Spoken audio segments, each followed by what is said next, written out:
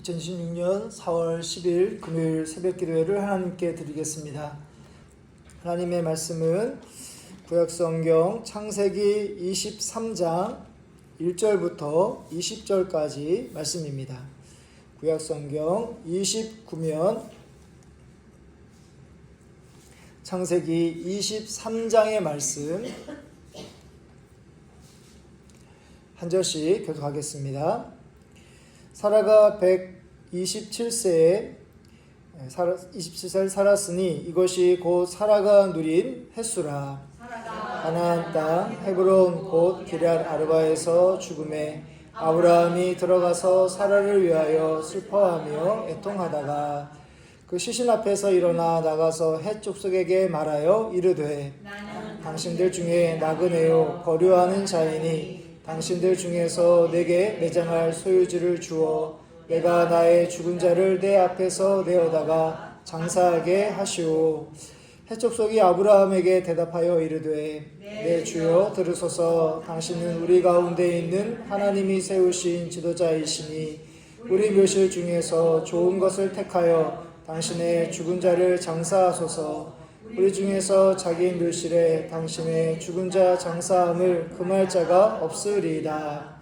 아브라함이 일어나 그 땅 주민 헷 족속을 향하여 몸을 굽히고 그들에게 말하여 이르되 나로 나의 죽은 자를 내 앞에서 내어다가 장사하게 하는 일이 당신들의 뜻일진데 내 말을 듣고 나를 위하여 소알의 아들 에브론에게 구하여 그가 그의 밭머리에 있는 그의 막벨라 굴을 내게 주도록 하되 충분한 대가를 받고 그 굴을 내게 주어 당신들 중에서 매장할 소유지가 되게 하기를 원하노라 하매 에브론이 헷족속 중에 앉아 있더니 그가 헷족속 곧 성문에 들어온 모든 자가 듣는 데서 아브라함에게 대답하여 이르되 내 주여 그리마시고 내 말을 들으소서. 내가 그 밭을 당신에게 드리고 그 속의 굴도 내가 당신에게 드리되 내가 내 동족 앞에서 당신에게 드리오니 당신의 죽은 자를 장사하소서. 아브라함이 이에 이 땅의 백성 앞에서 몸을 굽히고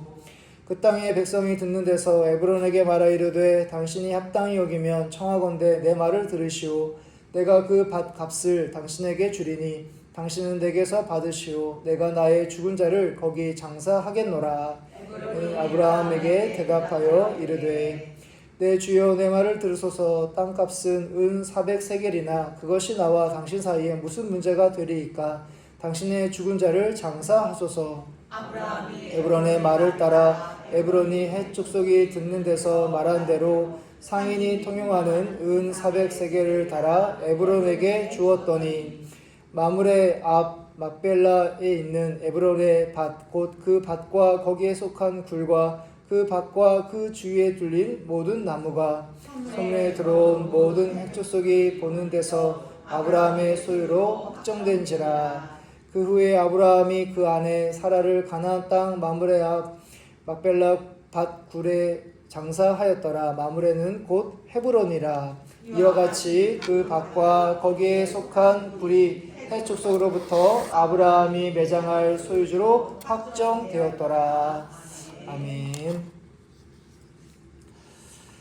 우리가 읽은 오늘 말씀에서 아브라함의 아내 사라가 생명을 다한 후에 아브라함은 그녀를 장례하기 위하여 에브론의 소유인 막벨라 굴을 충분한 돈을 주고 구입하고자 합니다. 9절 말씀에서 그가 그의 밭머리에 있는 그의 막벨라 굴을 내게 주도록 하되 충분한 대가를 받고 그 굴을 내게 주어 당신들 중에서 매장할 소유지가 되게 하기를 원하노라 하매. 사라가 127세까지 살았고 그녀가 죽은 곳은 가나안 땅 헤브론입니다. 창세기 12장에서 하나님이 아브라함에게 나타나셔서 내 고향과 친척과 아버지의 집을 떠나 보여줄 땅으로 가라 하신 바 있었는데요. 바로 보여줄 땅, 가야 할 땅이 바로 가나안입니다. 창세기 12장 5절 이하에서 보면 아브라함이 그의 아내 사레와 조카 롯과 하란에서 모은 모든 소유와 얻은 사람들을 이끌고 가나안 땅으로 가려고 떠나서 마침내 가나안 땅에 들어갔더라. 여호와께서 아브라함에게 나타나 이르시되 내가 이 땅을 내 자손에게 주리라 하신지라. 이렇게 말씀하신 적이 있습니다. 사라가 127년을 사는 동안 하나님은 아브라함의 순종에 대하여 약속하신 바를 잊지 않으셨고 약속의 땅에서 마지막 생을 마치도록 하나님이 선하게 인도하십니다. 비록 지금 살아있는 아브라함이나 또한 죽은 사라가 온전한 믿음의 사람은 아니었지만 온전하신 하나님은 바로 약속한 바를 반드시 지키셨던 것이죠. 아브라함과 사라에게 하신 약속을 지키시는 하나님을 보며 우리에게 약속하신 바를 지키시고 그리고 이루시는 하나님을 여러분들도 볼 수 있기를 바랍니다. 우리가 새벽을 깨우며 이 시간에 하나님의 말씀을 나누는 것도 기도하기 전에 하나님의 말씀을 나누는 것도 여기에 있습니다. 여러 가지 기도 제목을 가지고 하나님께 기도를 아뢰 때 나의 감정과 생각과 상황에 따라서 그것을 의지하기보다는 바로 신실하신 하나님의 말씀을 붙들기 위해서입니다.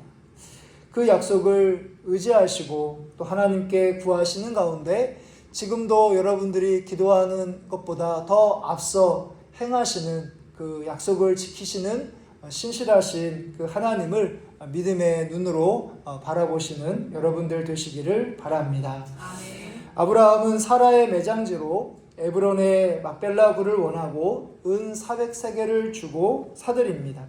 16절 말씀에서 아브라함이 에브론의 말을 따라 에브론이 헷 족속이 듣는 데서 말한 대로 상인이 통용하는 은 400세겔을 달아 에브론에게 주었더니, 우리가 읽은 말씀 가운데 4절의 말씀을 보면 아브라함이 자신을 어떤 존재로 여기는지, 자신의 정체성, 아브라함의 정체성이 무엇인지를 우리가 알 수 있는 내용이 4절 말씀에 나옵니다.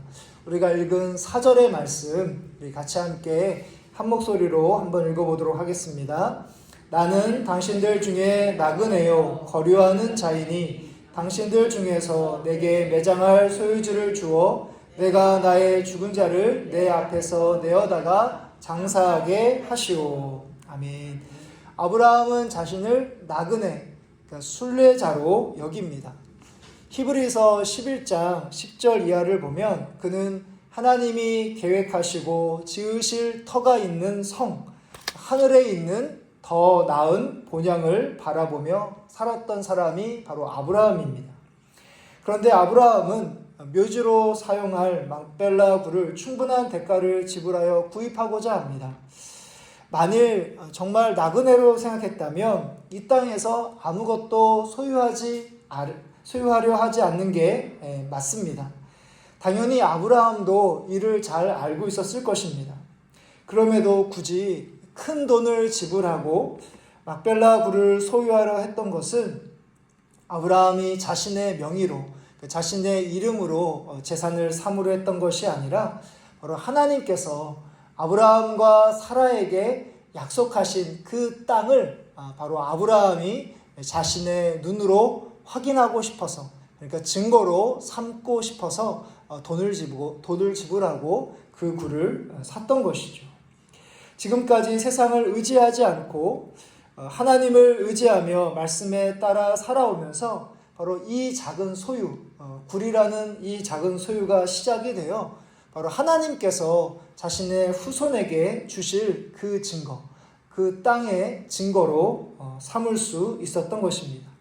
사라가 매장되고 이제 창세기 25장에 가면 아브라함도 이제 죽게 되고 이곳에 묻히게 됩니다.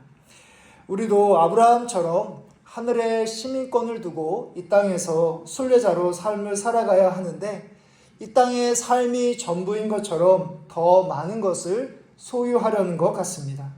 그러다 보니 현재의 삶에 만족하지 못하고 계속 세상 욕심을 갖고 살아가게 되는 것이죠. 누구나 욕심이 끝이 없습니다. 더 많은 것을 갖고 누리려 하기보다는 여러분들이 지니고 있는 모든 것, 여러분들의 가정이라든지 여러분들의 자녀, 또 여러분들의 소유가 바로 하나님께서 여러분들에게 주신 은혜의 증거로 삼으시기를 바랍니다. 그럴 때 우리가 만족할 수 있고요. 그럴 때 우리가 하나님께 늘 감사하며 지낼 수가 있습니다.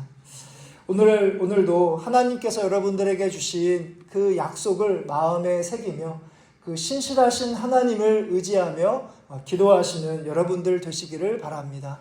여러분들의 가지고 있는 모든 것이 하나님의 은혜로 여기는 가운데 천국 본향을 바라보며 그리고 이 땅에서 아브라함처럼 주님의 순례자로 주님의 나그네로 삶을 살아가시는 여러분들 되시기를 주님의 이름으로 축복합니다. 아멘.